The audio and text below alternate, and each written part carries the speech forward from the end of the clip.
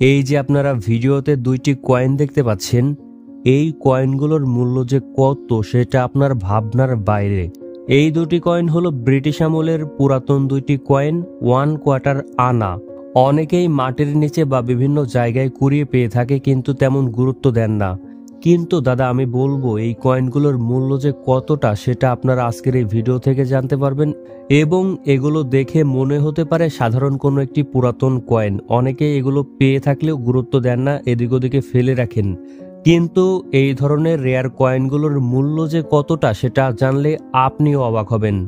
অনেকেই জানেন না এবং এই রেয়ার পুরাতন কয়েনগুলো চেনেন না, যার কারণে কুড়িয়ে পাওয়ার পর এদিক ওদিক ফেলে রাখেন। তো দাদা বলি আগে আপনাদের রেয়ার কয়েনগুলো চিনতে হবে এবং সেগুলোর সঠিক মূল্য জানতে হবে। অনেকেই আছেন যারা সম্পূর্ণ ভিডিওটি না দেখে ভিডিওর থাম্বনেল দেখে অথবা 2-1 মিনিট ভিডিও দেখে অনেক বাজে মন্তব্য করেন। অনেকেই কমেন্ট করে বলেন এগুলোর মূল্য এত হয় না, বা অনেকেই কমেন্ট করে বলেন কই আমার কাছে তো কয়েনগুলো আছে, আমি তো বিক্রি করতে পারছি না। যারা ভাই এ ধরনের কমেন্ট করেন তারা আমার সম্পূর্ণ ভিডিওটি কখনোই দেখেন না, যার কারণে অল্প একটু দেখে আপনারা আজে বাজে কমেন্ট করতে থাকেন। অনেক ভিউয়ার্সই আছে যারা আমার সম্পূর্ণ ভিডিও দেখেছে এবং তারা তাদের কাছে থাকা পুরনো কয়েনগুলো চিনেছে এবং সেগুলো ভালো মূল্যে বিক্রি করেছে।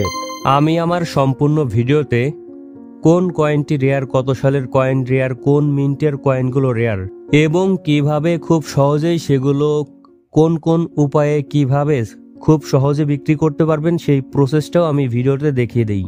অনেকেই আছেন যারা টেনে ভিডিও দেখেন, অনেকেই আছেন যারা 2-1 মিনিট ভিডিও দেখেন, অনেকেই আছেন যারা অল্প একটু দেখেই বাদ দিয়ে দেন। তাহলে তো ভাই বুঝতে পারবেন না। আগে সম্পূর্ণ ভিডিওটি দেখুন, তারপর দেখেন আপনি বুঝতে পারেন কিনা আপনার কাছে সেই রেয়ার কয়েনটা আছে কিনা। কারণ বেশিরভাগ কয়েনই ক্রয় করে কালেক্টররা, তারা রেয়ার কয়েনগুলো অনেক মূল্য দিয়ে ক্রয় করে থাকে। তবে রেয়ার কয়েনগুলো ছাড়াও সিম্পল কয়েনগুলো ভালো মূল্যেও বিক্রি করা সম্ভব, কিন্তু তার আগে তো সম্পূর্ণ ভিডিওটি দেখতে হবে, জানতে হবে কিভাবে সেটা করতে হয়।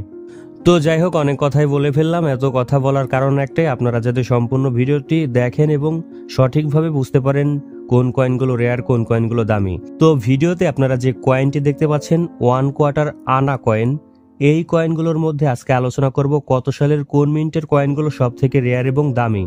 এবং সিম্পল সালের সিম্পল মিন্টের কয়েনগুলো কিন্তু মোটামুটি ভালো মূল্য পাওয়া যায়, সেটাও আজকের ভিডিও থেকে জানতে পারবেন। তো চলুন ভিডিওতে দেখানো এই 1 কোয়ার্টার কয়েন সম্পর্কে আলোচনা করি এবং কোন কয়েনগুলো রেয়ার, কোন কয়েনগুলো দামি, কোন কয়েনগুলোর মূল্য কেমন, এবং এই কয়েনগুলো আপনার কাছে থাকলে সেটি কয়েকটি মাধ্যমে বিক্রি করবেন কিভাবে বা সরাসরি বিক্রি করবেন কিভাবে, সেই প্রসেসটাও আজকের এই ভিডিওতে দেখিয়ে দেব। তো আর কথা না বাড়িয়ে চলুন জেনে নেই এই কয়েনটি সম্পর্কে। আপনারা ভিডিওতে যে কয়েনটি দেখতে পাচ্ছেন এটি হলো প্রায় 4.85 গ্রাম ওজনের রাজা পঞ্চম জর্জের একটি পুরাতন কয়েন। কয়েনগুলো ইস্ট ইন্ডিয়ার আমলে 1912 থেকে 1936 সাল পর্যন্ত তৈরি করা হয়। কয়েনটির মাঝে মানুষের একটি প্রতিকৃতি দেখতে পাচ্ছেন, ইনি হলো রাজা পঞ্চম জর্জ। এই রাজার শাসনামল ছিল 1910 থেকে 1936 সাল পর্যন্ত। এবং কয়েনটিতে দেখতে পাচ্ছেন ইংরেজিতে লেখা জর্জ ভি কিং এম্পারর। এবং ভিডিওতে দেখানো এই কয়েনটি 1918 সালে তৈরি করা হয় এবং এই কয়েনটি তৈরি করা হয় 1934 সালে। এই যে এখানে আপনারা কয়েনটির সাল দেখতে পাচ্ছেন 1918 এবং এই কয়েনটিতে সাল দেখতে পাচ্ছেন 1934। কয়েনগুলো দেখতেও বেশ চমৎকার ছিল। আপনারা ভিডিওতে দেখতে পাচ্ছেন 1934 সালের কয়েনটির কন্ডিশন মোটামুটি অনেক ভালো হলেও 1918 সালের কয়েনটির কন্ডিশন কিন্তু একেবারেই বলতে গেলে খারাপ। যাই হোক, আপনারা কয়েনগুলোতে খেয়াল করলে দেখবেন কয়েনগুলোর মাঝে বড় করে লেখা 1 কোয়ার্টার আনা ইন্ডিয়া, নিচে সাল উল্লেখ করা। কয়েনগুলোর নিচের এই অংশে এই নিচে কোনো চিহ্ন নেই, তার মানে এটি কলকাতা মিন্টের কয়েন। বোম্বে মিন্টের কয়েনগুলোতে ডট চিহ্ন দেওয়া থাকে। আপনাদেরকে বলেছিলাম 1912 সাল থেকে 1936 সাল পর্যন্ত এই কয়েনগুলো তৈরি করা হয়, কিন্তু তার 1 বছর আগে অর্থাৎ 1911 সালে এই কয়েনগুলো তৈরি করা হয়েছিল, কিন্তু সেগুলো প্রচলন করাতে বিপত্তি ঘটেছিল। আচ্ছা, আপনাদের একটু বুঝিয়ে বলি। আপনারা কয়েনটির অপর পাশে এই অংশে খেয়াল করলে দেখবেন রাজাকে একটি ছোট হাতির পোশাক পরা অবস্থায় দেখানো হয়েছে। ধারণা করা হয়েছিল যে হাতিটি শূকরের মতো এবং হাতির সুরটি দেখতে শূকরের নাকের মতো এবং ছোট পা হাতের মতো মনে হচ্ছে না, এই বিষয়টি অনেকের ধর্মীয় অনুভূতিতে আঘাত করেছিল। তাই 1911 সালে তৈরি বেশিরভাগ এই কোয়ার্টার আনা কয়েনগুলোর প্রচলন বন্ধ রাখা হয়েছিল এবং পরবর্তীতে সেগুলোর অনেক অংশ নষ্ট করে ফেলা হয় এবং পরবর্তীতে অর্থাৎ 1912 সাল থেকে মুদ্রাগুলোতে একটি নতুন করে হাতির প্রতিকৃতি দেওয়া হয়। এই কারণে 1911 সালের কয়েনগুলো অনেক রেয়ার এবং দামি। 1911 সালের একটি কয়েন কন্ডিশনের উপর ডিপেন্ড করে 1 লক্ষ থেকে 1,20,000 টাকা পর্যন্ত বিক্রি করতে পারবেন।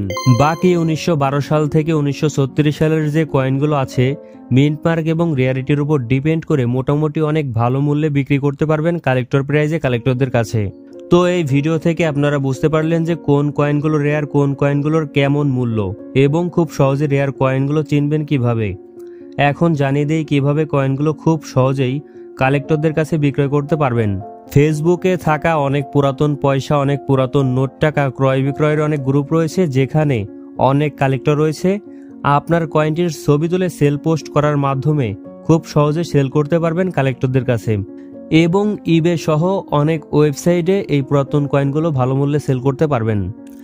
এবং ভারতের বিভিন্ন জায়গায় বিভিন্ন স্থানে পুরাতন পয়সা নিয়ে অনেক মেলা হয় যেখানে আপনারা সরাসরি কালেক্টরদের কাছে আপনার কাছে থাকা পুরাতন রেয়ার কয়েনটি অনেক মূল্যে বিক্রয় করতে পারবেন।